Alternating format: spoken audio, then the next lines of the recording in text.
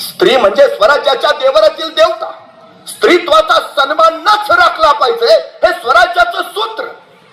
जगातला पहिला surgical strike महाराजांनी पुण्याच्या लाल महालात केला. शाहिस्ता खानाची बोटे छटली आणि वाऱ्यासारखे आलेले महाराज तीरासारखे निघून गेले. काही वेळानंतर लाल महालातला गोंधळ संपला आणि शाहिस्ता खानाची बेगम धावत धावत शाहिस्ता खानाकडे आली. हुजूर, क्या हुआ? हमारी बेटी गायब है, हमारी बेटी गायब है हुजूर. त्यावेळी शाहिस्ता खान तिला म्हणाला, शिवाजी राजांची माणसं आपल्या पोरीला हात लावणार नाहीतच, पण जर चुकून तसं काही घडलं असेल, बेफिक्र रहा. शिवाजी राजे पोटच्या लेकी सारखीच तिची काळजी घेतील. कोण सांगतंय? कट्टर वैरी शाहिस्ता खान. राजांचं हे चारित्र्य हेच तर राष्ट्राचं चरित्र झालं. केवढं मोठं जीवन मूल्य महाराजांनी केलं. जगाच्या पाठीवर अनेक राजे झाले. ते पराक्रमी होते, पण चारित्र्य संपन्न होतेच असं नाही. काही राजे चारित्र्य संपन्न होते, पण ते पराक्रमी होतेच असं नाही. पण जे पराक्रमी आहे आणि पराकोटीचे चारित्र्य संपन्न आहेत असे राजे म्हणून छत्रपती शिवाजी महाराजांशिवाय दुसरं नाव नाही. महाराजांचा आम्ही आदर्श घ्यायचा आहे तो हा सगळ्यात महत्वाचा. 350 वर्षापूर्वी महाराजांनी राज्य उभा केलं. काय होतं महाराजांकडं? सैन्य होतं, संपत्ती होती, साधना होती, काही नाही. तरी महाराजांनी शून्यातून राज्य उभा केलं. म्हणजे महाराज शून्यातून राज्य उभा करतात आणि आमच्याकडे मात्र सगळं रेडीमेड तयार असून आमच्या हातनं काही होत नाही. नाहीतर एखाद्याला ढाल द्यावी, तलवार द्यावी, एवढंच काही त्याला घोड्यावर नेऊन बसवावा, त्याच्या पुढे जाऊन त्याला रणांगणात नेऊन सोडावा आणि मग म्हणावं, लेका आता तरी लढ. तरी पट्ट्याने बांधतच. अरे लडकी, तुमचं लढू कसा? एका हातात ढाल आहे, दुसऱ्या हातात तलवार आहे, दोन्ही हात एंगेज आहेत, लढणार कसा? अरे मग निदान पळून तरी जा. पळून तरी कसा? घोड्यावर बसलोय दिसत नाही ते. जो बाजूनी अडचण आहे हो आमची. मुंगी बघितली? मुंगी मुंगी मुंगी केवढीश, तिचं डोकं केवढंच, डोक्यातला मेंदू केवढासा. तरी पण त्या मुंगीला बरोबर कळतं कुठल्या गावातल्या, कितव्या आळीतल्या, कितव्या घरातल्या, कितव्या खोलीतल्या, कितव्या कपाटावरच्या, कितव्या फळीवर किती नंबरचा साखरेचा डबा आहे. सांगावं लागत नाही, रस्ता दाखवावं लागत नाही. कणभर मुंगी पण ध्येय गाठते ना. मग आपल्याला अडचण ती काय आहे? हाताशी काही नसताना महाराजांनी आपल्या ध्येयाचा पाठलाग केला. नव्हे, ध्येय गाठलं. उद्याच्या पिढ्यांपुढे आदर्श निर्माण केला. कारण नाही दिली महाराजांनी, अजिबात नाही. कुणी सैन्य दिलं तर लढीन म्हणतो, कुणी तोफा दिल्या तर मग उडवीन म्हणतो.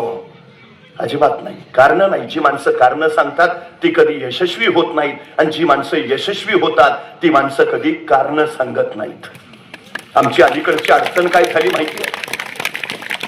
आमच्या एखाद्या पोरला नुसतं विचारा, का रे काय झालं? आमची परिस्थिती नव्हती हो. तू गप. मला भयान राग येतो असल्या माणसांचा. आमची परिस्थिती नव्हती हो. परिस्थिती माणसाला घडवती नाही आणि परिस्थिती माणसाला बिघडवती नाही. माणूसच परिस्थिती घडवतो आणि माणूसच परिस्थिती बिघडवतो.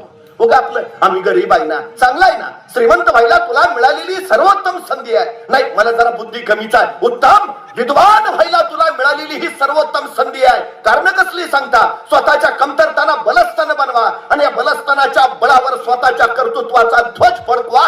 हे सांगितलं छत्रपती शिवाजी महाराजांनी. अशक्य काय आहे? जेवढ्या लवकर तुम्ही तुमच्या मुलांना ध्येय द्याल तेवढ्या लवकर तुमची मुलं त्या उंचीवर पोहोचतील. शहाजीराजे मासाहेबांनी राजांना ध्येय दिलं. वयाच्या 12व्या वर्षी दिलं. 12व्या वर्षी शहाजीराजे जिजाऊ मासाहेबांनी ठरवलं, थोरले पुत्र संभाजीराजे शहाजीराजांबरोबर बेंगलोरात राहतील. ते कर्नाटकात राज्य विस्तार करतील आणि धाकटे पुत्र शिवबाराजे मासाहेब जिजाऊंच्या सोबत पुण्यात येतील आणि ते महाराष्ट्रात राज्य निर्माण करतील.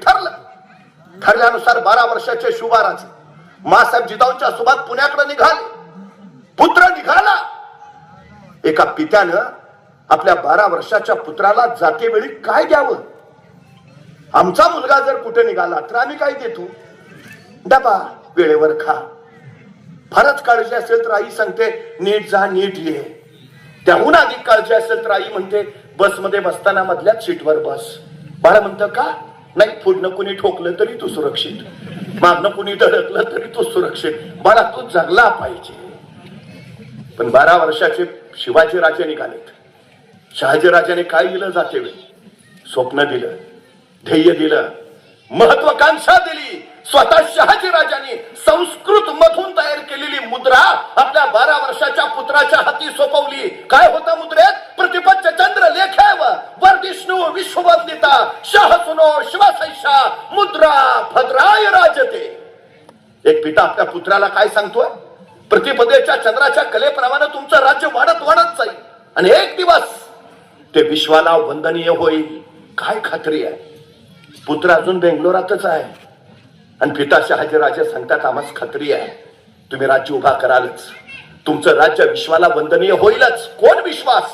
शहाजी राजे असं नाही म्हटले तुम्हाला जमेल का, नाही तुम्ही कराल का, तुमच्याच्याने होईल का? सवालच नाही, जमेलच. मी वारंवार सांगतो आमच्या पोरांच्या चुका काढण्यापेक्षा त्यांचं कौतुक करायची संधी शोधा, म्हणजे पोरं इतिहास घडवतील. शहाजी राजांनी ते केलं. विश्वास ही सगळ्यात मोठी गोष्ट आहे, सगळ्यात मोठी. 12 वर्षाचे शिवराजे पुण्यात आले. काय आहे महाराजांकडे? 13, 14, 15, 16 वर्षाची पोरं गोळा केली.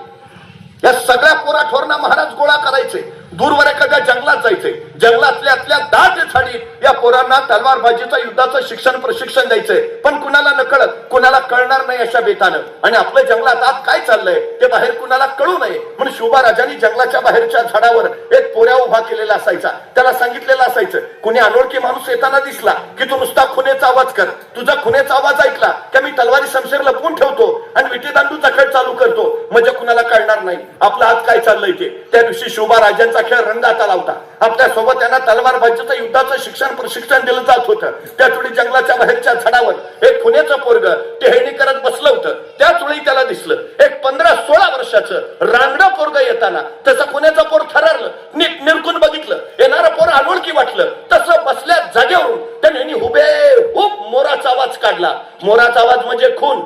शिवराजांना कळवायची कुणी अनोळखी येतंय सावध राहा. शिवराजांनी मोराचा आवाज ऐकला. आपल्या सोबत त्यांना सांगितलं तलवारी शमशेर लपवून ठेवा, विटी दांडूचा खेळ चालू करा, कुणी अनोळखी येतंय. पोरांनी तलवारी लपवल्या, विटी दांडूचा खेळ चालू झाला.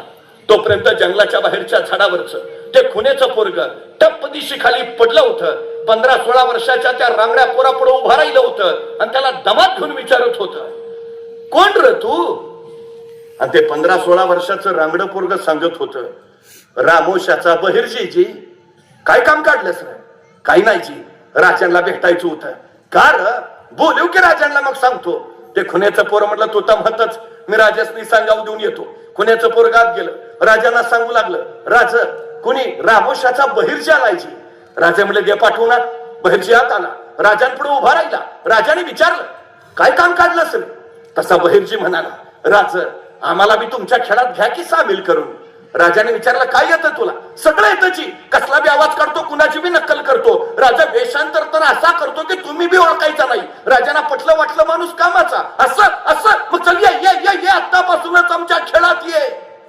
तसा बहिर्जी घुटमळला. म्हटला राज उद्यापासून येतो की जी. कारण नाही बापाला सांगावा दिला असता राज, बापाला सांगून उद्यापासून येतो की जी. राजा म्हणले ठीक आहे ये उद्यापासून. बहिर्जी जायला वळाला, 5-6 पावलं गेला. अचानक काय वाटलं कुणास ठाऊक, बहिर्जी पुन्हा माघार आला. राजांना म्हणाला राज एक सांगू का जी? राजा म्हणले बोल. नाही कुणी अनोळखी माणूस आला तर तुम्हाला कळावं म्हणून तुम्ही झाडावर जो पोऱ्या उभा केलाय त्याला सांगा ह्या दिवसात मोर वरडत नाही. ते नाही कुणी जाणता माणूस यायचा मोराचा आवाज ऐकायचा. तो विचार करायचा या दिवसात जर मोर ओरडतच नाही तर आवाज आला कुठं? ऐकता गवसून जाल राज. राजाने माणसं गोला केली अशी दर्यापुऱ्यातली गिरिकांतरातली अचूक ज्ञान सूक्ष्म निरीक्षण असलेली. हाच बहिर्जी पुढे राजांचा गुप्तहेर प्रमुख झाला. आज जगाच्या पाठीवर अमेरिकन गुप्तचर यंत्रणा रॉ आणि इस्रायलची मोसाद ही सर्वोत्तम गुप्तहेर यंत्रणा मानली जाते. पैकी इस्रायलची मोसाद सांगते आम्ही बहिर्जी नायकांना आणि महाराजांच्या गुप्तहेर खात्याला आमचे आदर्श मानतो.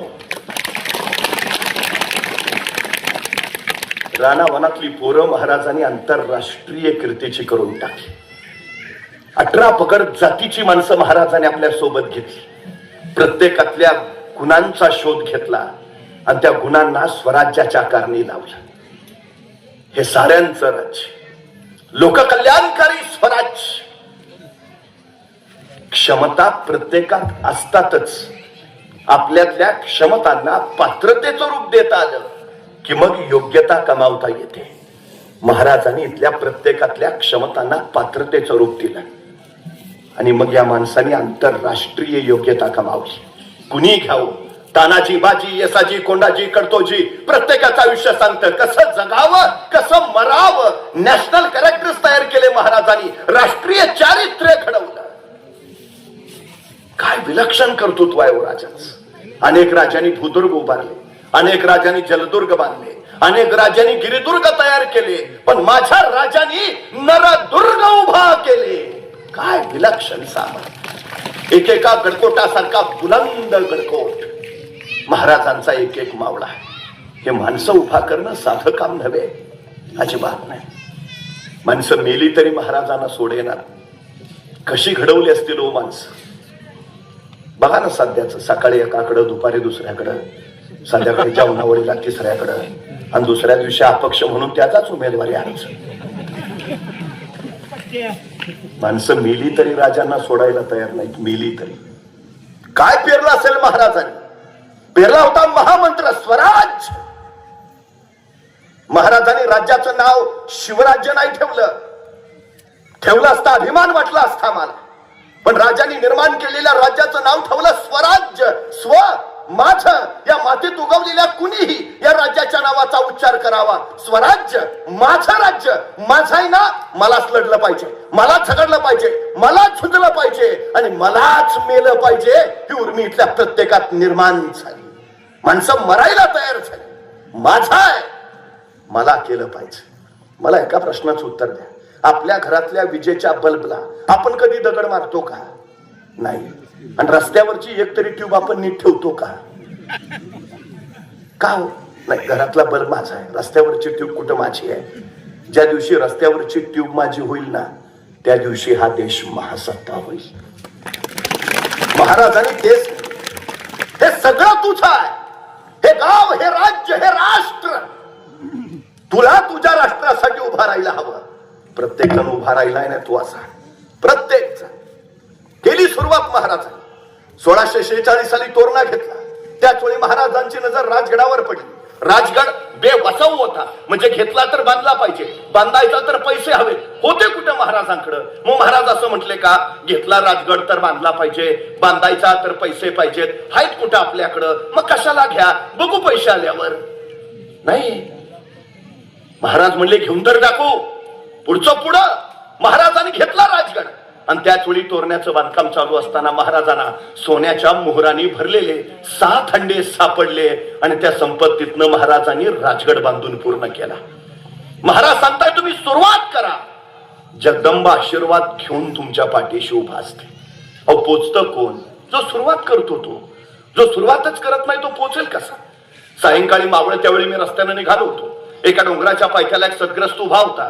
त्याला म्हणलं का थांबलाय? म्हटलं नाही, डोंगरावर जायचंय. म्हटलं जा ना. मग नाही, अंधार आहे ना. मग मी माझ्या हातातला कंदील त्याला दिला. म्हटलं जा आता. मी घरी निघून आलो. दुसऱ्या दिवशी पहाटे 5 वाजता मी तिथूनच निघालेलो. तो सद्ग्रस्त तिथंच डोंगराच्या पायथ्याला. मी म्हटलं अरे वा, जाऊन आला वाटतं. तो म्हटला नाही, गेलोच नाही. म्हटलं का? अंधार आहे ना. अरे म्हटलं तुला रात्री कंदील दिला होता ना. हो दिला होता ना, पण त्याचा उजेड फक्त माझ्या पायापुरताच पडतोय, मला किती लांब जायचं आहे. अरे भल्या माणसा, तू चालायला सुरुवात तर कर, उजेड आपोआप तुझ्या पावलाबरोबर येत जाईल. सुरुवात तर करा. 1670 साली मोगल मराठा संघर्ष प्रचंड वाढला. मोगलांची फौज लाखोच आणि महाराजांची 20,000. मग महाराज असं म्हणले का, त्यांची लाखभर आपली 20,000, मग कसं काय होणार? आपली लाखभर करू आणि मग लढू. नाही, 20 तर 20, सुरुवात तर करू. केली सुरुवात महाराजांनी. 1670 महाराजांनी प्रबळगड जिंकला आणि प्रबळगडाची पाहणी करायला महाराज पालखीत बसून प्रबळगडावर निघाले.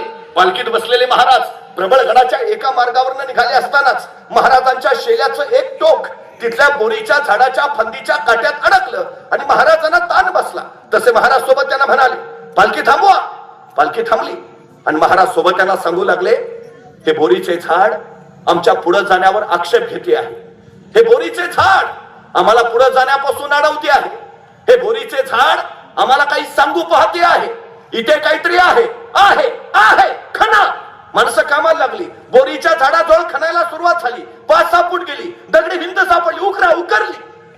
27 घागरी आणि 4 कढया इतकं सोनं महाराजांना तिथं सापडलं. त्या संपत्तीतनं महाराजांनी शस्त्रसज्ज सैन्य उभा केलं आणि मोगलांच्या विरोधातला लढा तीव्र केला. महाराज सांगताय तुम्ही सुरुवात तर करा. सगळी सृष्टी तुमच्या पाठीशी उभा असते. सगळी सृष्टी. महाराजांनी राज्य निर्माण केलं. पण त्याच वेळी महाराजांच्या मनात पहिला विचार, या भूमीमध्ये राज्य नव्हते असं नाही. विजयनगरचं साम्राज्य होतं. देवगिरीचं राज्य होतं. पण उद्ध्वस्त झालं. आपण ही स्वराज्य उभा करतो आहोत. कदाचित उद्या तेही नाही. हे स्वराज्य चिरंतन राहिलं पाहिजे. आणि म्हणून महाराजांनी पहिला विचार केला, स्वराज्याला धोका कुठून? स्वराज्याला धोका कुठून? आणि महाराजांच्या लक्षात आलं, महाराष्ट्राला धोका जमिनीवरनं नाही, महाराष्ट्राला धोका समुद्रावरनं आहे. परवा मुंबईवर 26/11चा दहशतवादी हल्ला झाला आणि मग आम्हाला कळालं महाराज म्हणत होते ते खरं होतं. महाराष्ट्राला धोका जमिनीवरनं नाही, समुद्रावरनं. आणि म्हणूनच महाराजांनी पहिली कृती केली. सम्राट चंद्रगुप्तानंतर हिंदुस्थानात स्वतःचा आरमार उभा करणारे पहिले राजे म्हणून आम्हाला छत्रपती शिवाजी राजांचं नाव घ्यावं लागतं. कधी भारतीय नौदलात गेलात तर नौदलाच्या प्रवेशद्वारावर लिहिलंय भारतीय आरमाराचे जनक छत्रपती शिवाजी महाराज. पण आता आरमार उभा करायचं म्हणजे जहाजं हवीत, तोफा हव्यात, दारुगोळा हव्यात. तत्कालीन काळात महाराज जहाजं इंग्रजांकडनं घ्यायचे, तोफा पोर्तुगीजांकडनं, दारुगोळा डचांकडनं ते देत होते. महाराज घेत होते. पण एके दिवशी महाराजांनी विचार केला, इंग्रज आज जहाजं देत आहेत, पोर्तुगीज आज तोफा देत आहेत, डच आज दारुगोळा देत आहेत. पण उद्या हे देणं याने बंद केलं तर? आणि महाराजांच्या लक्षात आलं, जी माणसं दुसऱ्याच्या खांद्यावर उभा असतात केव्हाही ढासळतात. जी माणसं स्वतःच्या पायावर उभा असतात त्यांना कोसळण्याचा धोका नसतो. स्वराज्य स्वतःच्या पायावर उभा राहिलं पाहिजे. आणि महाराजांनी पहिली गोष्ट केली, रत्नागिरी जिल्ह्यातल्या विजयदुर्गला राजांनी जहाज बांधायचा कारखाना काढला. मुंबई जवळच्या कल्याणला आरमाराची गोदी काढली. आणि पुण्यातल्या मावळामध्ये सगळ्यात मोठा तोफा उताईचा कारखाना महाराजांनी सुरू केला. उद्योगशीलता आणि उद्यमशीलता हे महाराजांनी राष्ट्राला दिलेले अलौकिक गुण आहेत. स्वराज्याच्या बनावटीची जहाज दर्यात तरंगू लागली. पण एखाद्या जहाजावर अवजड तोफ ठेवली तर त्या तोफ्याच्या उजानी जहाज डचमळायचं. सबब नेम चुकायचा. तोफेचा गोळा पुढे सुटला, दाब मागा पडला की जहाज पाण्यात बुडायचं. महाराजांनी विचार केला आणि एके दिवशी विचार करून महाराज कल्याणच्या कारखान्यात पोहोचले. सगळ्या कामगारांना गोळा केलं. मी सांगतो तसं जहाज तयार करा, मी सांगतो तसं. आणि महाराजांनी सांगितलं असं आणि तसं जहाज कामगारांनी तयार केलं. तत्कालीन काळात पाण्यावर अत्यंत जलद गतीनं पाळणार, किती ओझं ठेवलं तरी न मिळणार, तोफेचा गोळा पुढे सुटला, दाब मागं पडला तरी पाण्यात न फुटणार असं विलक्षण जहाज महाराजांनी निर्माण केलं. ज्या इंग्रजांकडनं जहाज विकत घ्यावी लागायची त्या इंग्रजांनी महाराजांना पत्र पाठवलं, तुम्ही तयार केलेलं जहाज आम्हाला विकत देता का? महाराजांनी त्या जहाजाचं नाव ठेवलं संगमिरी जहाज. ही महाराजांची निर्मिती आहे. महाराजांची निर्मिती. मराठी माणसानं ठरवलं तर जगावर राज्य करायचं सामर्थ्य त्याच्या मनगटात आहे. हे महाराजांनी सिद्ध करून दाखवलं. ज्यांचं दर्यावर सामर्थ्य त्या इंग्रजांनाच महाराजांच्या समोर यावं लागलं. तुम्ही तयार केलेलं जहाज देता का? इंग्रजांचा पहिला धोका जर कुणी ओळखला असेल तर तो शिवाजी महाराज आहे. आज्ञापत्रात महाराज स्पष्टपणे लिहितात, हे इंग्रज साधे साहुकार नव्हे की, यांना भूमी स्थळाची माया फार, घेतले स्थळ सोडतील ना, हे आत्ताच उखडले पाहिजेत. 12 सप्टेंबर 1669 महाराजांनी खांदेरीला इंग्रजांच्या आरमारावर हल्ला चढवला. कॅप्टन थॉर्क आणि तत्कालीन काळात दर्याचे प्रचंड मोठे योद्धे या 4ही लोकांना कैद केलं. दर्यात 4 इंग्रज कापले आणि हेनरी थॉर्क त्याची गर्दन उडवली. महाराजांचा मनी होता मुंबई घ्यावी आणि इंग्रज इथून सरळ उखडून टाकावेत. आतापर्यंत इंग्रजांचा दर्यात कोणी पराभव केला नव्हता. जगात तेवढा सामर्थ्य कुणात नव्हताच. इंग्रजांचा दर्यात पहिला पराभव केला तो छत्रपती शिवाजी महाराजांनी. मुंबईत घ्यायची होती महाराजांना, पण हा इंग्रजांचा पराभव झालाय 12 सप्टेंबर 1679 आणि अवघ्या काही दिवसात म्हणजे ऑक्टोबर, नोव्हेंबर, डिसेंबर, जानेवारी, फेब्रुवारी, मार्च आणि एप्रिल अवघ्या 6 महिन्यात 3 एप्रिल 1680 महाराजांचं निधन झालं आणि मुंबईतनं इंग्रज उखडणं राहून गेलं. त्यावेळी जर महाराज इंग्रज उखडत होते तर 150 वर्ष इंग्रजांचं राज्य आमच्या डोईवर बसलंच नसतं. स्वराज्याला कुणाचा धोका हे ओळखलं ते पहिल्यांदा राजाने. माणसाकडं दृष्टी असते पण नेतृत्वाकडं दूरदृष्टी हवी तर राज्य उभा राहतात आणि उभा राहिलेली राज्य टिकतात. सगळ्यात महत्वाची गोष्ट आहे. महाराजांकडे विलक्षण गोष्ट होती, आत्मविश्वास विलक्षण. खान मारणारच, मारला, आत्मविश्वास आहे. 2-4 हजार घोडी घेऊन आलाय खान. भले 2000 घोडी पळून जातील पण 2000 घोडी या प्रसंगात आपल्याला मिळणारच आहे. मिळाली पण आता नुसती घोडी मिळून उपयोग आहे का? ते चालवणारे प्रशिक्षित घोडेस्वार पण हवेत तर त्या घोड्यांचा उपयोग. मी एखाद्याला विचारतो, गाडी असते ना घरी मला चालवता येत नाही ना, उपयोग काय तुझ्या गाडीचा? अफजल खान प्रसंगात महाराजांना 2000 घोडे मिळाले पण जर चालवणारे घोडेस्वार नसतील तर उपयोग काय त्या घोड्यांचा? नियोजन बघा महाराजांचं. 10 नोव्हेंबर 1659 महाराजांनी खान फाडला. त्या अगोदर 2 महिने महाराजांनी आपल्या 2000 लोकांना घोडेस्वारीचं शिक्षण देऊन प्रशिक्षित करून ठेवलंय आणि त्यांना सांगितलंय 2 महिन्यानंतर 10 नोव्हेंबरला सायंकाळी 4 वाजता तुम्हाला घोडे मिळणार आहेत, बुकिंग झालेलं आहे. याला म्हणायचं कॉन्फिडन्स, आत्मविश्वास. ज्याच्यात हा आत्मविश्वास आहे ना त्याच्यात मग दृष्टिकोन तयार होतो, ज्याला मी ऍटिट्यूड असं म्हणतो. भरलेला आत्मविश्वास ज्याच्या ठाई त्याच्यात हा ऍटिट्यूड, दृष्टिकोन. आता ऍटिट्यूडचे पण 4 प्रकार पडतात. पहिला प्रकार आहे झिरो ऍटिट्यूड. म्हणजे एखाद्या माणसाला काही सांगा त्याचं उत्तर ठरलेलं असतं. काही विचारा, काही सांगा त्याला, त्याचं उत्तर एकच, नाही जमणार, जमणारच नाही. हे झिरो ऍटिट्यूड वाले. काही सांगा नाही जमणारच नाही. बरं ते त्याला जमणार नाही म्हटलं ठीक आहे, ते म्हणत नाही कुणालाच जमणार नाही, कुणाला जमणारच नाही.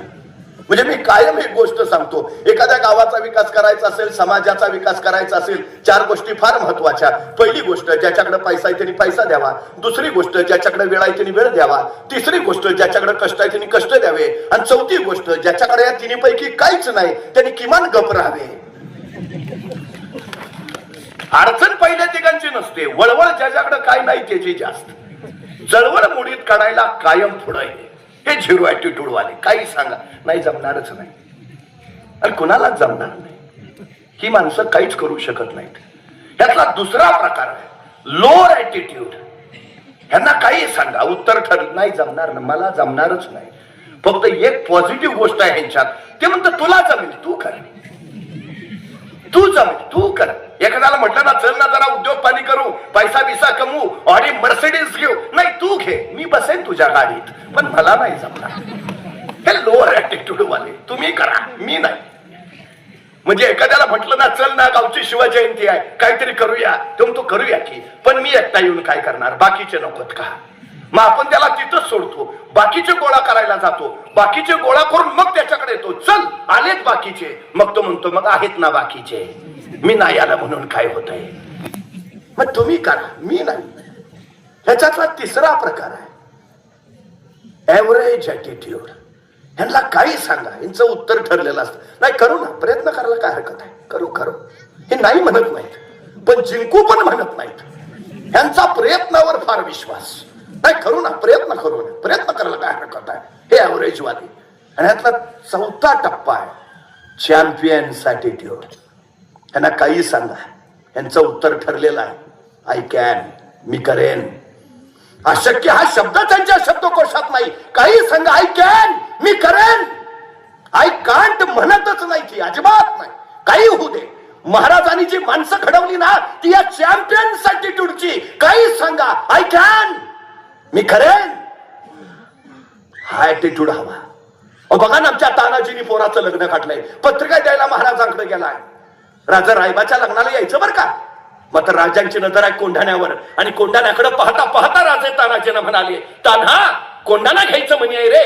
सर्दी सुटलाय तानाजी, हातातल्या पत्रिका फेकल्या. राजा आधी लगीन कोंढाण्याचं मग रायबाचं आणि पोराचं लग्न टाकून तानाजी कोंढाण्याचं लग्न करायला गेले. गेले गेले गेले असे गेले, रायबाचं लग्न करायला परतच नाही आले. चॅम्पियनसाठी मी जाईन, मी करेन, नाही म्हणायचंच नाही. आपल्याकडे काही असू दे नसू दे फरक पडत नाही. करायचं तर करायचंच. मी नेहमी सांगतो, मला एका प्रश्नाचं उत्तर द्या. जंगलातला सगळ्यात उंच प्राणी कोण? जिराफ. जंगलातला सगळ्यात वेगवान प्राणी कोण? चित्ता. जंगलातला सगळ्यात हुशार प्राणी कोण? कोल्हा. आणि जंगलातला सगळ्यात ताकदवान प्राणी कोण? हत्ती. आणि जंगलचा राजा कोण? सिंह. का? सिंह राजा का? तो जिराफासारखा उंच नाही, तो चित्त्यासारखा वेगवान नाही, तो कोल्ह्यासारखा हुशार नाही, तो हत्तीसारखा ताकदवान नाही. मग सिंह राजा का? सिंहाला कुणीतरी विचारतं तू राजा का? सिंह सांगतो मला वाटतं म्हणून. ते जे वाटणं आहे ना, तो चॅम्पियन्स ॲटिट्यूड. हे वाटणं चॅम्पियन. महाराजांनी इथल्या लोकांमध्ये हे घिनवलं, आपलं राज्य आहे, आपलं आहे, इतर राज्य आपणच. हा champions attitude. I am the king. हा, महाराजांनी तो दृष्टिकोन भिनवला इथल्या लोकांमध्ये. तो सगळ्यात महत्वाची गोष्ट कुठली आहे? एक काळ होता, देश आमचा, समुद्र आमचा, पण आम्हालाच आमच्या समुद्रात जायचं झालं तर पोर्तुगीजांचा परवाना लागायचा. कालचक्र बदललं महाराजांनी. आता पोर्तुगीजांना आमच्या समुद्रात यायचं झालं, महाराजांचा परवाना लागायचा. बेपनाह हुकूमत निर्माण केली महाराजांनी दर्यावर. बेपनाह. अहो, मस्कत पर्यंत गेलेत मराठे दर्यातनं, मस्कत पर्यंत. एबेकरे नावाचा फ्रेंच प्रवासी महाराजांच्या चौलच्या कार्यालयात आलाय. त्याला राजापूरच्या बंदरात जायचं आहे, पण महाराजांचा परवाना घेतल्याशिवाय त्याला दर्यात प्रवासच करता येत नाही. तो महाराजांच्या कार्यालयात आला. आता परवाना घ्यावा जावं ना, पण ह्या लोकांकडे एक विलक्षण गुण आहे, जिज्ञासा नावाचा विलक्षण गुण आहे. आपल्याला आपल्याबद्दल जितकी माहिती नाही ना, तितकी आपल्याबद्दल परकीयांना माहिती आहे. आम्ही इतिहासाचा अभ्यास आपल्या लोकांनी लिहून ठेवलंय त्यातला नाही करत. फार कमी लिहिलंय आपल्या लोकांनी, त्यांनी लिहून ठेवलंय. त्यांच्यात सगळ्यात मोठा गुण आहे जिज्ञासा. ही माणसं प्रश्न विचारत राहतात सतत. प्रश्न विचारली तर उत्तरं मिळतात, उत्तरं मिळाली तर माहिती मिळते, माहिती मिळाली तर ज्ञान मिळतं. ज्ञानवंत व्हायचं आहे ना, प्रश्न विचारा. हल्ली आमची पोरं प्रश्नच विचारत नाहीत. शिक्षक असतील तर ते सांगतील. हल्ली पोरं वर्गात प्रश्न विचारत नाहीत. प्रश्न न विचारायची दोनच कारण असतात. एक, सगळं येतंय, आणि दोन, काहीच येत नाही. मला कधी कधी बरं वाटतं, बरं झालं ते सफरचंदाच्या झाडाखाली न्यूटनच बसला होता. ते नेमकं सफरचंद खाली पडलं, त्याला प्रश्न पडला सफरचंद खालीच का पडलं, आणि मग गुरुत्वाकर्षणाचा शोध लागला. मला खरंच बरं वाटतं, बरं झालं ते सफरचंदाच्या झाडाखाली न्यूटनच बसला होता. बघा ना, बसला असता आपल्यातला एखादा आणि पडला असतं सफरचंद खाली, काय प्रश्न पडला असता आपल्याला? बरं झालं मी असतानाच पडला. दुसरा प्रश्न, बरं झालं आणखी कुणी नाही, अकेले अकेले खाएंगे. आणि जर एखाद्याला प्रश्न पडला सफरचंद खालीच का पडलं, आणि त्याने विचारलं वडिलांना, बाबा सफरचंद खाली का पडलं? बाबा म्हणणार, खा ना मुकाट्यानं, का डोक्याला ताप देतो, हाय ते व्याप कमी आहेत का? संपला आमचा न्यूटन सफरचंदाच्या झाडाखाली.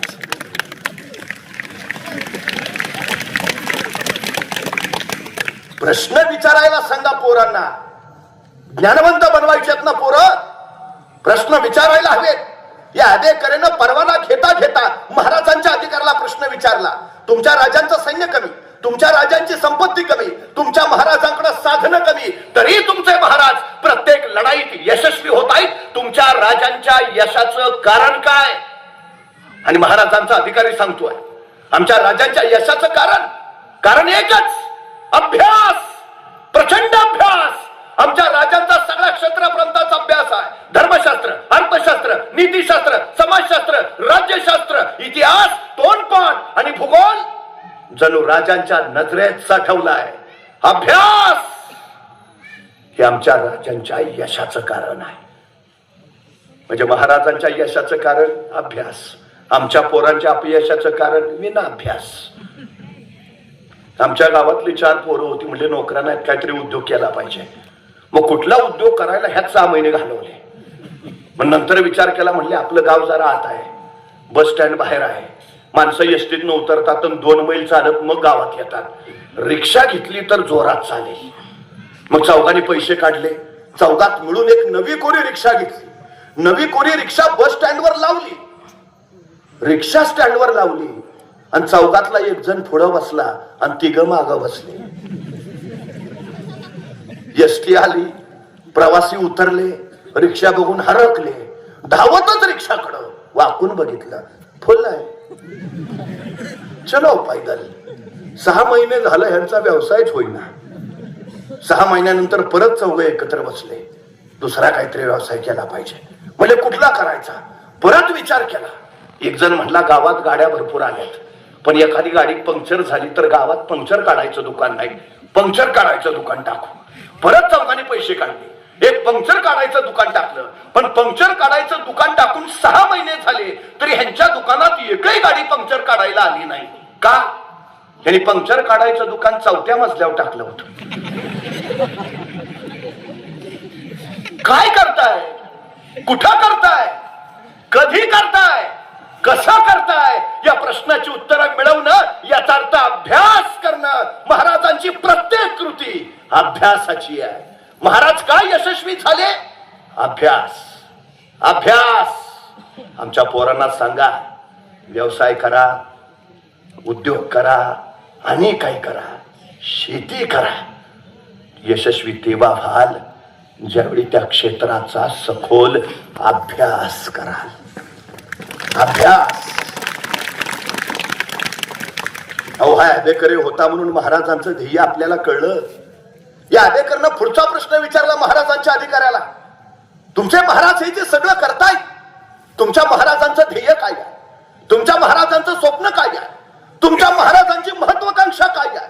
आणि महाराजांचा अधिकारी म्हणाला, आमच्या राजांचं ध्येय, आमच्या राजांचं स्वप्न, आमच्या राजांची महत्वाकांक्षा अहद तंजावर, तहद पेशावर, सिंधू नदी पासून बंगालचा उपसागर अखंड साम्राज्य उभा करायचं आणि या साम्राज्यावर भगवा डौलानी फडकावत ठेवायचा, हे आमच्या राजांचं ध्येय आहे. अहो, काय ध्येय? अहद तंजावर, तहद पेशावर, सिंधू नदी पासून बंगालचा उपसागर. केवढं प्रचंड मोठं साम्राज्य महाराजांना उभा करायचं आहे. हे हिंदवी स्वराज्य, हे विलक्षण बलाढ्य राष्ट्र असेल. महाराजांचं हे ध्येयच पुढच्या काळात अनेकांनी पुढे नेण्याचा प्रयत्न केला. अनेकांनी. तुम्हाला माहिती आहे, पेशावरवर पाकिस्तानात आहे 8 महिने भगवा फडकत होता. 8 महिने. निम्म पाकिस्तान आपल्या घोड्यांच्या टापाखाली होत. जे महाराजांचं ध्येय आहे ना, ते महाराजांनी महाराष्ट्र धर्म सांगितला. महाराष्ट्र धर्म म्हणजे राष्ट्राचं राजकारण. आमच्या पोरांना सांगा, मराठी सीमा ओलांडून पलीकडे गेले तेव्हा दबदबा वाढला. आम्हालाही बाहेर पडलं पाहिजे. सगळ्या क्षेत्रात, सगळ्या प्रांतात आपण पुढे असलं पाहिजे. तेव्हा पराक्रम, तेव्हा शौर्य, तेव्हा कीर्ती. महाराजांनी ते केलं 350 वर्षापूर्वी. सगळ्यात महत्वाचं, बंगालमध्ये फाळणी केली इंग्रजांनी. वंगभंग चळवळ सुरू झाली आणि त्या वंगभंग चळवळीला प्रेरणा मिळावी म्हणून रवींद्रनाथ टागोरांनी प्रेरणा गीत लिहिलं. कुणावर? छत्रपती शिवाजी महाराजांवर. छत्रपती शिवाजी महाराजांच्या त्या प्रेरणा गीताने बंगालवासियांना प्रेरणा दिली आणि बंगाल पेटून उभा राहिला. तामिळनाडूमध्ये जातीविरोधी चळवळ सुरू झाली आणि या जातीविरोधी चळवळीला बळ मिळावं म्हणून तमिळ लेखक CN अण्णादुराई यांनी तामिळनाडूमध्ये एक नाटक उभा केलं. कुणावर? छत्रपती शिवाजी राजांवर. त्या नाटकामध्ये छत्रपती शिवाजी महाराजांची भूमिका केली अभिनेते गणेशन यांनी. ती भूमिका महाराजांची त्यांनी इतकी अप्रतिम केली की त्या नाटकानंतर अख्खं तामिळनाडू त्यांना शिवाजी गणेशन म्हणायला लागलं. ज्यांनी शिवराय अभ्यासले, शिवमय झाले. आमच्या पोरांना का सांगायचं शिवराय, का अभ्यासावेत शिवराय? ज्यांनी शिवराय अभ्यासले तो जगावरच राज्य करतो, ही वस्तुस्थिती आहे. तेवढं सामर्थ्य तुमच्या ठाई येतच.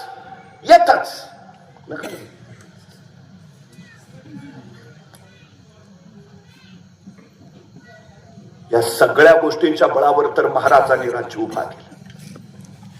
माझा जिजाऊंचं काही स्वप्न होतं, रयतेचं राज्य उभा राहावं. आपल्या माता पित्याला दिलेलं वचन या पुत्रानं पूर्ण केलं. स्वराज्य हे तर शहाजीराजे मासा जिजाऊंचं स्वप्न होतं. आपल्या आई वडिलांच्या इच्छेसाठी स्वतःच्या आयुष्याचं रणांगण करणारा हा राजा आहे. आई वडिलांची इच्छा आहे ना, बस केलं. आमच्या पोरांना सांगावं, छत्रपती शिवाजी महाराजांनी आई वडिलांची इच्छा पूर्ण केली. किती विलक्षण प्रेम असेल महाराजांचं आपल्या आई वडिलांवर. आम्ही महाराजांचा जय जयकार करतो ना. आपण आपल्या आई वडिलांना तेवढा आदर देतो, आई वडिलांचं स्वप्न पूर्ण करतो. महाराजांचं नाव घेताना तुमची आई रात्री कधी झोपते तुम्हाला माहितीये? अजिबात नाही. तुम्ही एवढंच सांगता, मी झोपतो तरी आईचं काम सुरूच असतं. सकाळी आई कधी उठते? तुम्ही म्हणता नाही, मी उठतो तेव्हा आई उठून कधीच कामाला लागलेली असते. ती कुणासाठी राबते? कुणासाठी ती रात्रंदिवस काम करते? तुमचे वडील सकाळी जातात, संध्याकाळी घरी येतात, राबतात. कुणासाठी? त्यांचं आयुष्य त्यांनी जगून झालंय हो. उद्याची पिढी घडावी. आम्ही त्या आमच्या माता पित्यांचा किती सन्मान राखतो.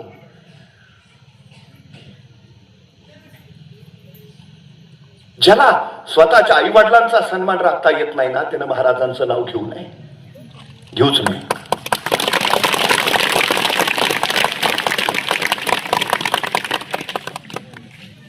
वाईट वाटतो.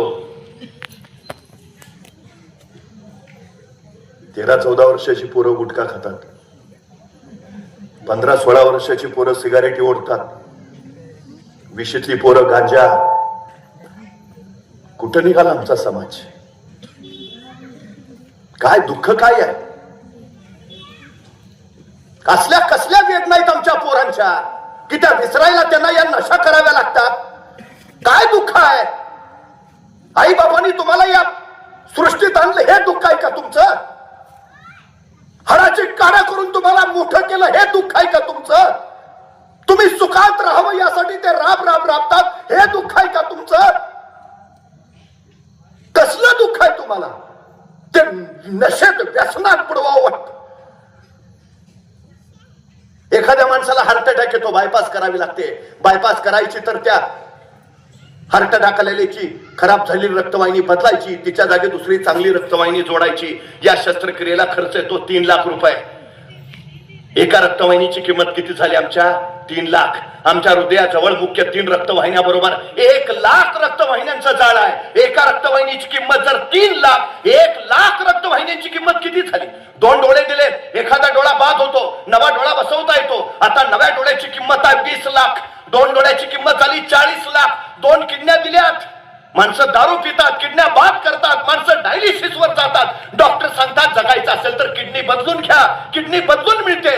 एका नव्या किडनीची किंमत आहे 40 लाख.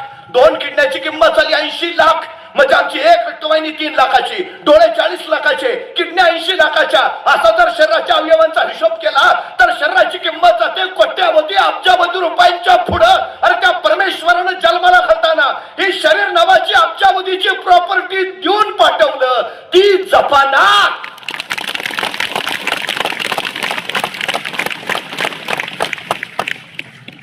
व्यसनात फुंकून टाकतो. अब्जावधीची प्रॉपर्टी. एखाद्या आंधळ्याला विचारा डोळ्यांची किंमत काय असते, एखाद्या पांगळ्याला विचारा पायांची किंमत काय असते, आई बाप नसलेल्या एखाद्या अनाथाला विचारा आई बापाची किंमत काय असते, तेव्हा कळेल. हजारोंच्या डोक्यावर महाराजांनी सुखाचं छत्र ठेवलं. हजारोंच्या राहू द्या रे, आपल्या आई बापाच्या डोक्यावर तरी सुखाचं छत्र ठेवा. मग महाराज उमगले असं म्हणता येईल आम्हाला. आपल्या माता पित्याचं स्वप्न साकार केलं महाराजांनी. राज्याभिषेक या इंग्रजांच्या पातशाहीमध्ये एक मराठा एवढा पातशाह झाला, ही गोष्ट काही साधी झाली नाही असं बखरकरांनी त्याचं वर्णन केलं. पण महाराजांचा हा राज्याभिषेक होऊ नये यासाठी औरंगजेब जंग पछाडत होता. महाराजांचा राज्याभिषेक उद्ध्वस्त करायची जबाबदारी त्याने आपल्या दूध भावावर सोपवली. त्याचा दूधभाव होता इथंच श्रीगोंद्याच्या शेजारी भीमेच्या काठावर बहादूरगड नावाचा किल्ला आहे. त्या बहादूरगडावर त्याचं नाव होतं खान जहान बहादूर खान कोकलताश हैबत जंग. कसं जोरदार नाव आहे, खान जहान बहादूर खान कोकलताश हैबत जंग. आता काही लोक विचारतात त्याची बायको कसं नाव घेत असेल, पण आपल्याला काय करायचं आहे, पण नाव जोरात आहे. खान जहान बहादूर खान कोकलताश हैबत जंग. औरंगजेबानं महाराजांचा राज्याभिषेक उद्ध्वस्त करायची जबाबदारी त्याच्यावर सोपवली, पण तरी महाराजांचा राज्याभिषेक झाला. औरंगजेब प्रचंड संतापला. त्यांनी खरमरीत पत्र या बहादूर खानाला लिहिलं, तू करतो काय, राज्याभिषेक झाला. या बहादूर खानानं उलट टपाली लगेच कळवलं, हुजूर मी उत्तरेकडनं प्रचंड प्रयत्न केले, पण बहुतेक त्या खुदाचीच इच्छा होती महाराज छत्रपती व्हावे. काय विलक्षण उत्तर आहे. तो बहादूर खान सांगतो, मी उत्तरेकडनं राज्याभिषेक रोखायचे प्रचंड प्रयत्न केले, पण बहुतेक परमेश्वराचीच इच्छा होती महाराज छत्रपती व्हावे. पण औरंगजेबाला त्याचं हे उत्तर पटलं नाही. औरंगजेबाचा संताप तसाच राहिला. बहादूर खानाला माहिती आहे आपल्यावरचा औरंगजेबाचा राग गेला पाहिजे, नाहीतर आपलं काही खरं नाही. औरंगजेबाचा राग कसा घालवायचा हेही त्याला माहिती आहे. त्याला माहिती आहे पैसे म्हटलं की औरंगजेब पागळतो. त्याला माहिती आहे टेबला खालनं दिलं म्हणजे टेबलावरनं काम होतं. त्यांनी लगेच औरंगजेबाला पत्र पाठवलं, हुजूर जे व्हायचं ते झालं, पण इथं बहादूरगडावर मी 1 कोटी नगद गोळा करून ठेवलेत आणि 200 दक्षिणी घोडी, बस एवढा पावसाळा संपू द्या, मी हे 1 कोटी आणि 200 घोडी लगेच आग्र्याला पाठवतो. बहादूर खानचं पत्र औरंगजेबानं वाचलं. 1 कोटी नगद, भले पट्टे शाबास, दे लवकर आणून दे आणि इथनं पुढे जरा नीट राहा. 1 कोटी म्हणल्यावर रागच गेला औरंगजेबाचा. पण बहादूरगडावर 1 कोटी नगद आहेत ही बातमी जेवढ्या वेगात औरंगजेबाला आग्र्याला कळाली, त्याच्या दुप्पट वेगात ती रायगडावर महाराजांना समजली की बहादूरगडावर 1 कोटी नगद आहेत. महाराज म्हटले, बरं झालं, नाहीतर राज्याभिषेकाला खर्च झालाच होता. आणि महाराजांनी बोलावलं आपले सरसेनापती हंबीरराव मोहिते. हंबीरराव येतेच जी महाराज. हंबीरराव बहादूरगडावर 1 कोटी नगद आहे, आणतो. काय संवाद आहे. महाराज सांगतात, हंबीरराव बहादूरगडावर 1 कोटी नगद आहे, आणतो. कारण देणं प्रकारच नाही. हंबीरराव असं नाही म्हणले, नाही महाराज बरोबर आहे, तुमचं पण जरा दिवस पावसाळ्याचे आहेत, मलाही सर्दीची अलर्जी आहे, जरा उद्या ना पावसाळा बघू ना नंतर. नाही हो, आणतो. पण आणणं सोपं आहे. बहादूरगडावर 35,000ची खडी फौज आहे. त्या 35,000 फौजेच्या तावडीतनं 1 कोटी आणायचे म्हणजे किमान 50,000ची फौज घेऊन गेलं पाहिजे. मग रायगडावर 50,000ची फौज आहे? नाही हो. स्वराज्याची पद्धत अशी, दसऱ्याला सीमोल्लंघन करावं, स्वराज्य संवर्धनासाठी बाहेर पडावं, अक्षय तृतीयाला परत यावं आणि शेतीच्या कामाला लागावं. महाराजांचा राज्याभिषेक उरकून स्वराज्याचं सगळं सैन्य आपापल्या गावी शेतीवाडी करायला गेलंय. मग रायगडावर सैन्य आहे कुठं? आपल्याकडे दंगल झाली, आणीबाणी आली की राज्य राखीव दल येतं. राज्य राखीव दल ही संकल्पनाच छत्रपती शिवाजी राजांची. रायगडावर कायम 10,000ची रिझर्व्ह फोर्स असायची कायम. आता जे आपण हे प्रशासन बघतोय ना, हे सगळं महाराजांच्या स्वराज्यावरच आहे. सगळं महाराजांचा प्रत्येक किल्ल्यावरचा किल्लेदार 3 वर्षांनी बदलायचा. आता आमचा कलेक्टर सुद्धा 3 वर्षांनी बदलतो. हे महाराजांनी केलेली नियमावली आहे. बघा ना, महाराज पन्हाळ्यावरनं विशाळगडाच्या रोखाना पावसाळी वादळी किर रात्री निघाले. बाजी प्रभू रायाची बांधल, कोयाची बांधल, 300 बांधलांची फौज 21 तासाचा अखंड प्रवास करून मसाईच्या पठारावर पोहोचले. आणि त्याचवेळी शत्रूची चाहू लागली.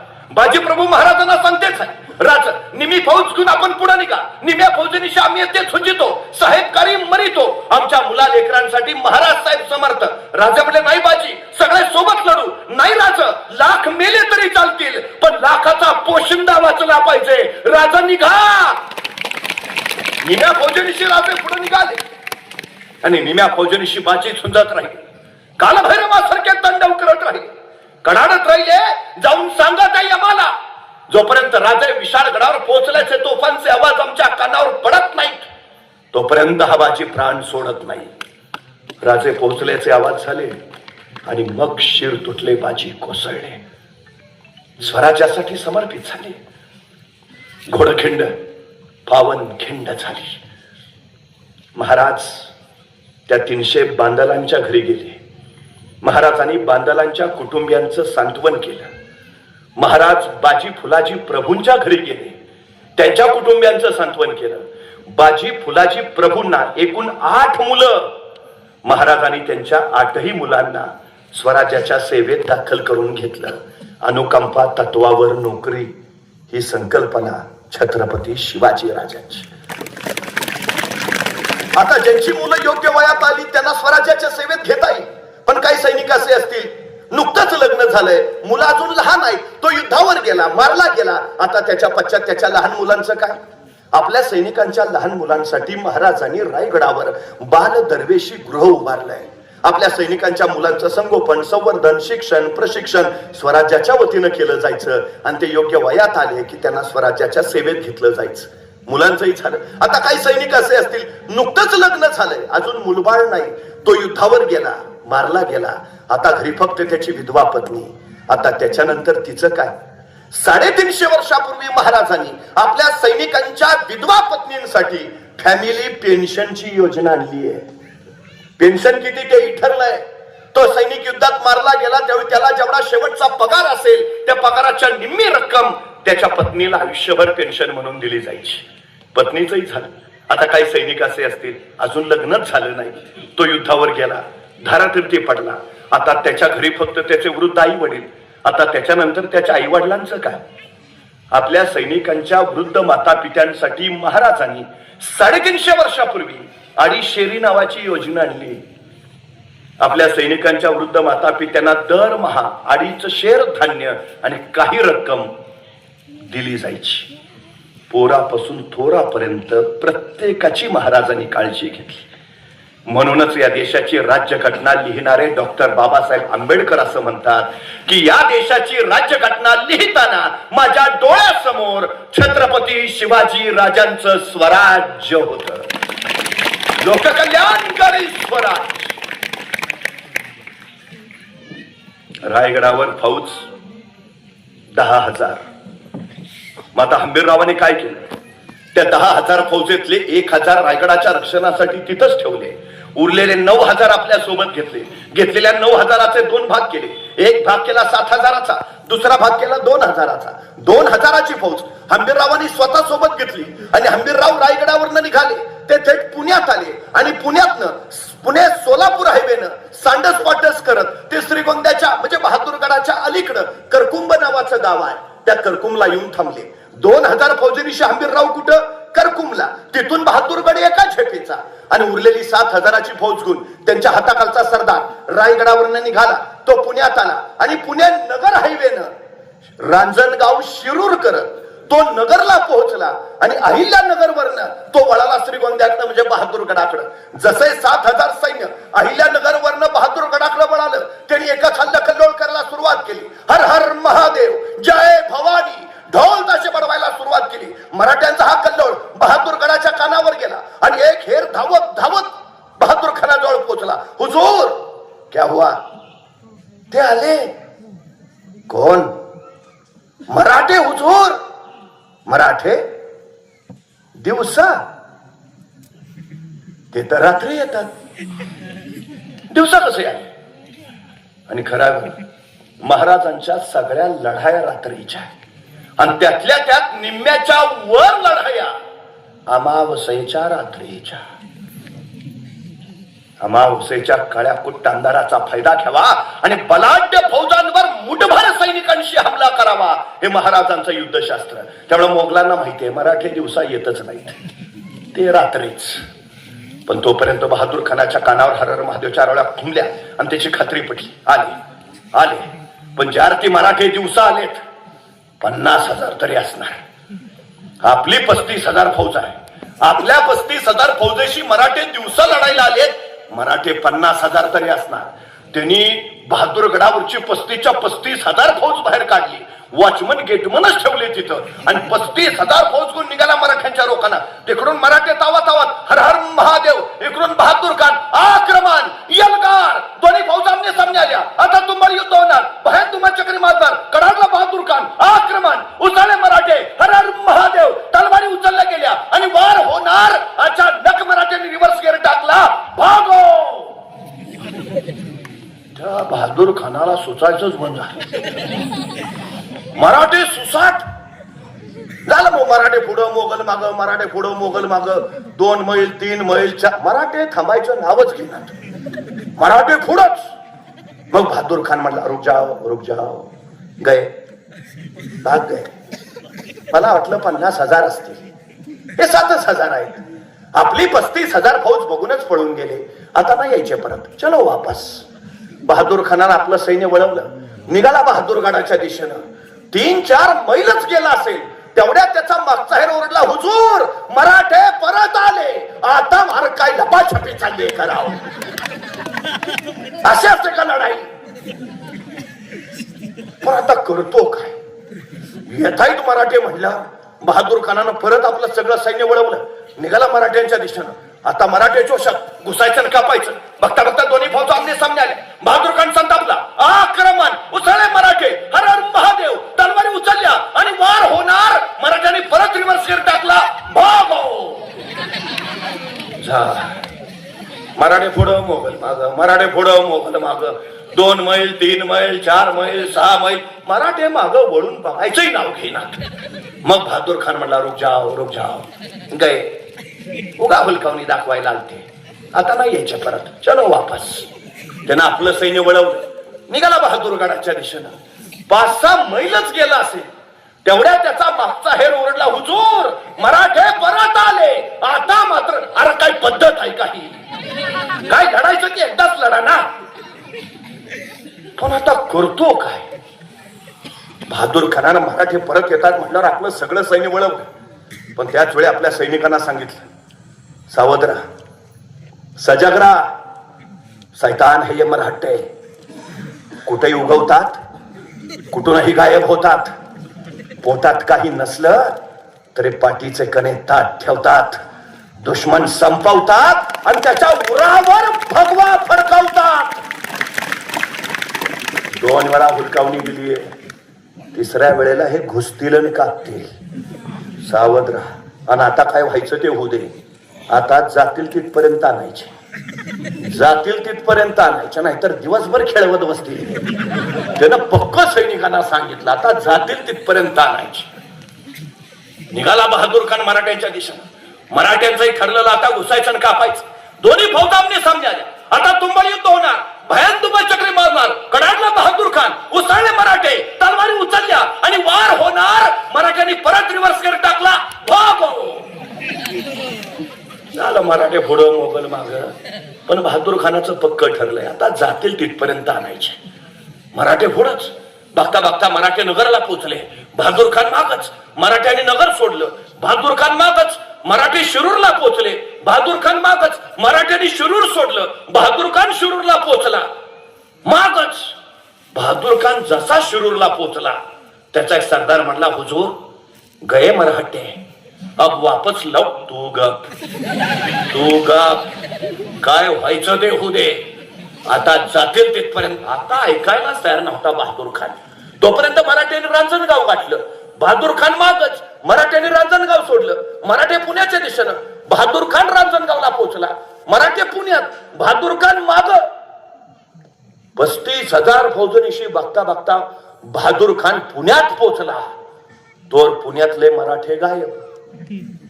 काही कात्रजच्या घाटात, काही सासवडच्या घाटात, आणि उरलेले मराठे सिंहगडच्या घाटात. बहादूर खान पुण्यात पोहोचला खरा, पण त्याला मराठे कुठं दिसेच ना. यही तो थे, कहा गए, ढूंढो. 35,000 सैन्य मराठ्यांना शोधत राहिलं, पण सापडतील ते मराठे कसले. बहादूर खान फक्त शोधून शोधून दमला. अहो त्याला काय माहिती आहे, सह्याद्रीच्या दऱ्याखोऱ्यात फक्त तिघच फिरू शकतात, एक वारा, दुसरा वाघ आणि तिसरे मराठे. चौथ्याचं काम नाही, कामच नव्हे. आता मराठे सापडेच नात म्हणल्यावर मग बहादूर खान म्हटला, जीतम जीतम जीतम, बड़ी जीत मिली हमें, मराठे भाग गए, मराठों को भगा दिया, खासी जीत मिली, चलो वापस. आणि बहादूर खान 35,000 फौजनिशी निघाला पुण्यातनं माघारी. पण बहादूर खान 35,000 फौजनिशी पार पुण्यात पोहोचलाय एवढीच बातमी हेरानी इकडं करकुमला उभा असणाऱ्या हंबीररावांना दिली. तो तिकडून पार पुण्यात पोहोचलाय, इकडून रान मोकळच आहे. हंबीररावांनी आपली 2,000 फौज घेतली, एका झेपेत बहादूरगड गाठला. तिथं वॉचमन गेटमन थांबडून सुजवले, आत जाऊन 1 कोटी उडवले. 200 दक्षिणी घोडी ताब्यात घेतली. किल्ल्या जेवढं किमती सामान होतं, किमती ऐवज होता, हंबीररावांनी सगळा घोड्यावर लादला. हंबीररावांना खरं तर किल्ल्यातलं सगळंच घ्यायचं होतं, पण नाईलाजानं घेता नाही आलं. शेवटी अत्यंत दुःखाने त्यांनी ते पेटवून दिलं. आणि मग 1 कोटी नगद, 200 दक्षिणी घोडी, त्याच्यावर लादलेलं किमती सामान ही घेऊन हंबीरराव निघाले. बहादूरगडावरनं करकुम, करकुमवरनं सांडस पाटस करत पुणे, पुण्यावरनं रायगड. इकडं जीतम जीतम करत बहादूर खान पोहोचला होता नगरला. नगरवरनं निघाला होता बहादूरगडाच्या दिशेनं. जसा जसा बहादूरगड जवळ यायला लागला, त्याला नुसता धूरच दिसायला लागला. मग एक सुजलेला वाचलेला त्याच्या पुढ्यात आला. बहादूर खानानं त्याला विचारलं, ये क्या है? तो सुजलेला म्हटला, हुजूर सब ले गए. कौन? मरहट्टे हुजूर. मरहट्टे? तो हम किनके पीछे थे? मरहट्टों के हुजूर. तो इधर कौन आया था? मरहट्टे हुजूर. ऐसा कैसे हो सकता है? ऐसा ही हुआ हुजूर. मग त्याला कळलं, असं घडलं आहे. म्हणजे 7,000 मराठ्यांनी आपल्याला इकडून इकडं पळवत नेलं आणि 2,000 मराठ्यांनी इकडं काम तमाम केलं. या खुदा कैसे है मरहट्टे. मला सांगा, बहादूर खानाची फौज किती? 35,000. महाराजांची फौज किती? 9,000. मग महाराज असं म्हटले का हो, त्यांची 35,000, आपली 9,000, डिपॉझिट पण राहणार नाही, कशाला अर्ज भरा? नाही ना. मग आमची पोरं कशाला कच खातात? आमची पोरं का माघार घेतात? शत्रू बलाढ्य आहे म्हणून महाराजांनी कधी माघार घेतली? सगळ्याच लढाया तलवारीच्या जोरावर जिंकता येत नाहीत, बऱ्याच लढाया बुद्धीच्या बळावर जिंकता येतात, हे सांगितलंय महाराजांनी. अहो बघा ना, त्याची फौज 35,000, आपली 9,000. बरं मला सांगा, प्रत्यक्ष लढाई झाली का? नाही. आपली काय हानी झाली का? नाही. आणि फायदा 1 कोटी. समजा आपल्याला 1 कोटी मिळाले, आता पार्टी. आपला तेवढाच उद्योग असतो, जिंकायचे 100 आणि घालवायचे 5,000. जीतम.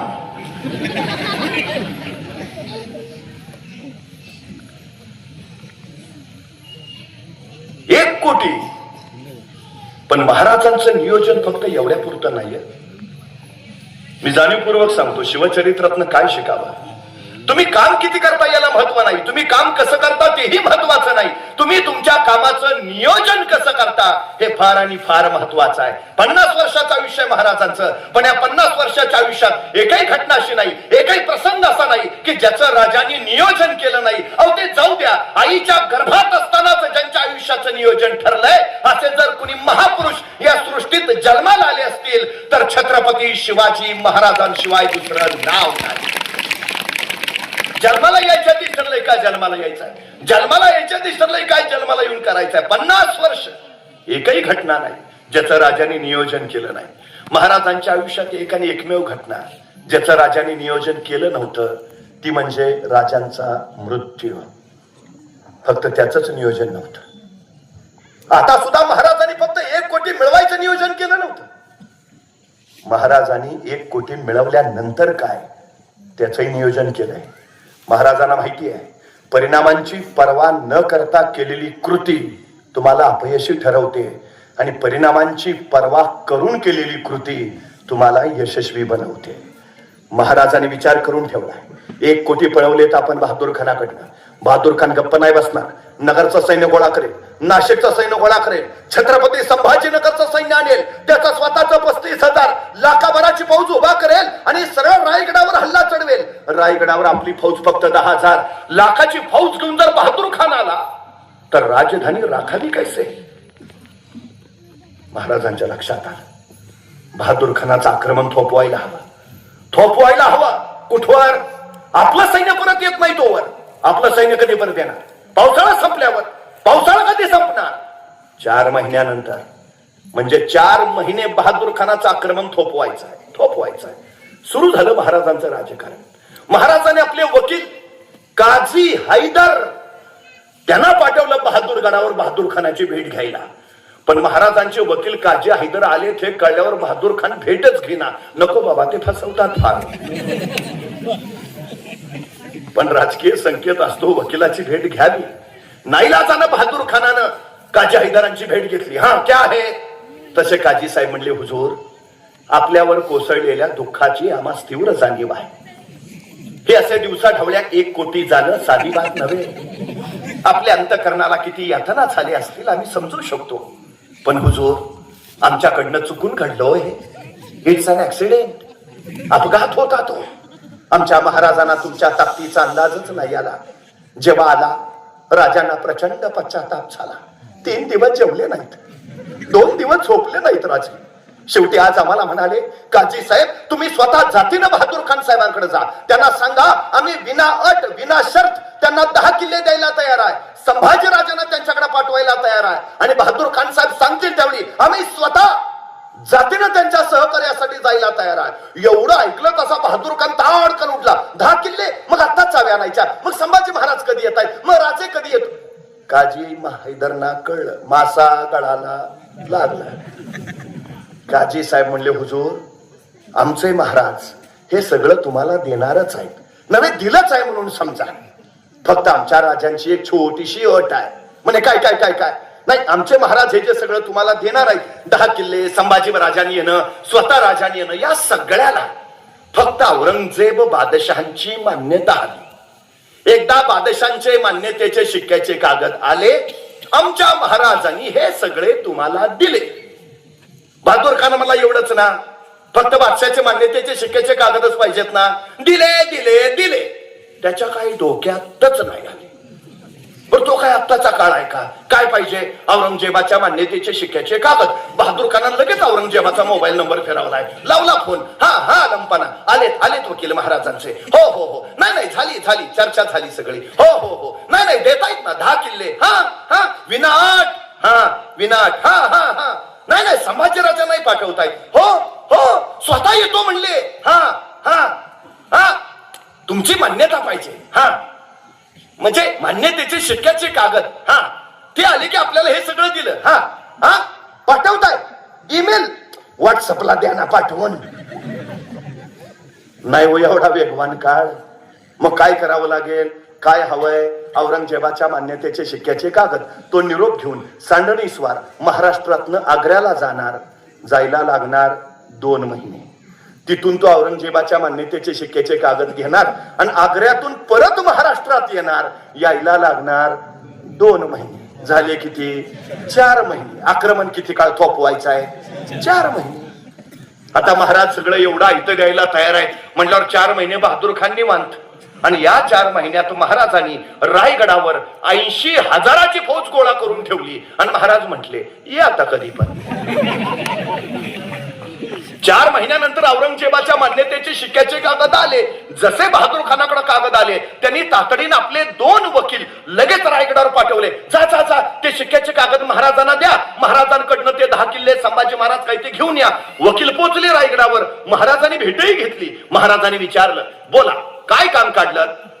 तसे वकील म्हटले, नाही, ते तुमचे वकील आले होते आमच्याकडं. कोण? ते काजी हैदर. कशाला? ते तुम्ही नाही का आमची 1 कोटी पळवले? कधी? अहो तुमचे हंबीरराव आलते. कुठं? अहो तुमचे हंबीरराव आलते, त्यांनी 1 कोटी पळवले. मग काजी साहेब आले, ते म्हणले 10 किल्ले देतो, संभाजी राजांना पाठवतो. ताडकन उठले महाराज. तुमच्या त्या बहादूर खानानं तलवारीचा असा कुठला ते गती माख दाखवला की आमचा पुत्र धडावा तुम्हाकडा. तुरंत चालते व्हा, नाहीतर अपमान पावाल. मान खाली घालून गेले हो वकील. तिकडं बहादूर खान वाटच बघत होता. जसे वकील आले त्याने विचारलं, क्या हुआ? वकील म्हटले, पुन्हा फसवलं. बिचारा बहादूर खान सगळं कळवलंय हो औरंगजेबाला. आता महाराज 10 किल्ले देणार, संभाजी महाराज येणार. आता औरंगजेबाला काय कळवायचं? आपल्याकडे एक म्हण आहे, पेडगावचा शाना. ऐकली आहे ना? ही म्हण कशी आली माहितीये का? ह्यो बहादूरगड पेडगावला आहे आणि तिथला ह्यो शहाणा ज्याला महाराजांनी 3 वेळा फसावला. त्या बहादूर खानावरनं महाराष्ट्रात ही म्हण पडली, पेडगावचा शहाणा.